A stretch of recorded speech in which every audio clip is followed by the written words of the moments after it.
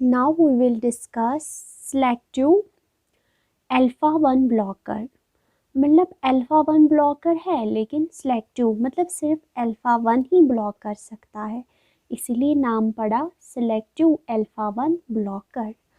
इसकी एग्जाम्पल जो है वो है प्राजोसिन। प्राजोसिन जो है वो एक सेलेक्टिव अल्फा 1 ब्लॉकर है। प्राजोसिन जो है माना गया है it's a potent and selective, मतलब सिर्फ अल्फा 1 एड्रेनर्जिक ब्लॉकर है। वही कहता है prazosin is a potent and selective alpha 1 adrenergic blocker. सिर्फ और सिर्फ अल्फा 1 जहाँ पे होंगे वहाँ पे उनको ब्लॉक करता है प्राजोसिन। ऑरली दिया जाता है और ये बहुत आर्टीरियोलर एंड वेनोडाइलेटेशन काज करता है। अल्फा 1 रिसेप्टर्स की जगह स्मूथ मसल्स ऑफ आर्टरीज में है, तो जब वो वहाँ पे होंगे ब्लॉक हो जाएंगे तो आर्टीरियोलर डायलिटेशन होगी। वेन्स में भी पाया जाता है अल्फा 1, जब वहाँ पे ब्लॉक होगा अल्फा 1 तो वेनोडाइलेटेशन होगी। लेकिन आर्टीरियोलर डायलिटेशन जो है वो मोर पोटेंट है, मोर प्रोमिनेंट है। जैसे फेंटोलामाइन में वेनोडाइलेटेशन प्रोमिनेंट है, लेकिन प्राजोसिन में आर्टीरियोलर डायलिटेशन मोर प्रोमिनेंट है। ये बात इनमें कंपैरिजन कर सकता है कि which one is causes more arteriolar dilatation, it's prazosin. अगर हम एडवर्स इफेक्ट्स की बात करेंगे, इसमें एक फेनोमेनन देखा गया है। इसके यूज़ करने से एक फेनोमेनन होता है बॉडी में जिसको हम लोग फर्स्ट डोज फेनोमेनन बोलते हैं। Now what is first dose phenomenon? जब हम लोग, क्योंकि इसका यूज़ किया जाता है hourly, with in 90 minutes of oral administration of first dose of prazosin, जब हम फर्स्ट डोज लेंगे प्राजोसिन का तो विद इन 90 मिनट्स में पोस्चरल हाइपोटेंशन, क्योंकि बीपी ड्रॉप होएगा, जब बीपी ड्रॉप होएगा एंड सिंकोपल अटैक्स भी देखे गए हैं।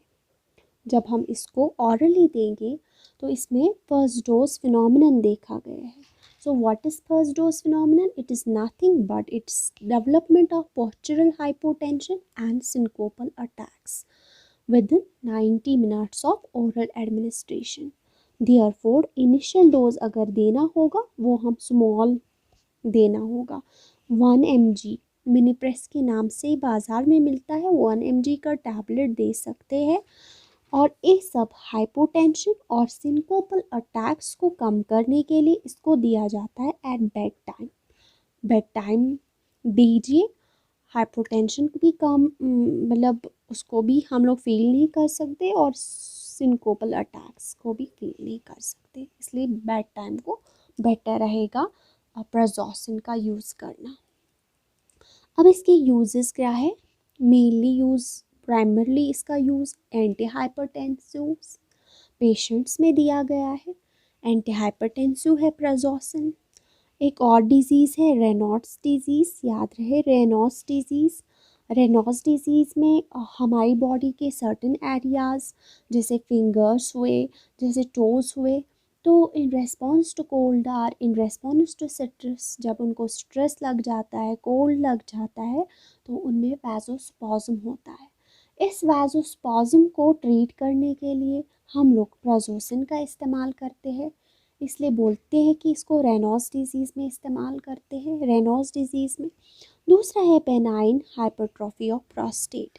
प्रोस्टेट में हाइपरट्रॉफी हो जाएगी, मींस हाइपरप्लेशिया हो जाएगा, जिसकी वजह से वॉइडिंग में प्रॉब्लम हो जाएगी, हेजिटेंसी हो जाएगी, क्योंकि यहाँ पे alpha 1 receptor, alpha 1 type A receptor पाया जाता है प्रोस्टेट में, जो कॉन्ट्रैक्शन के लिए रेस्पॉन्सिबल है। ट्राइगोन में ये पाए जाते हैं जो कॉन्ट्रैक्शन करते हैं।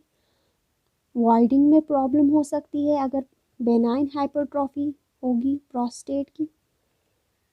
तो इस सब को रिलैक्स करने के लिए हम लोग प्राजोसिन का इस्तेमाल कर सकते हैं ताकि इजीली यूरिन पास हो जाए।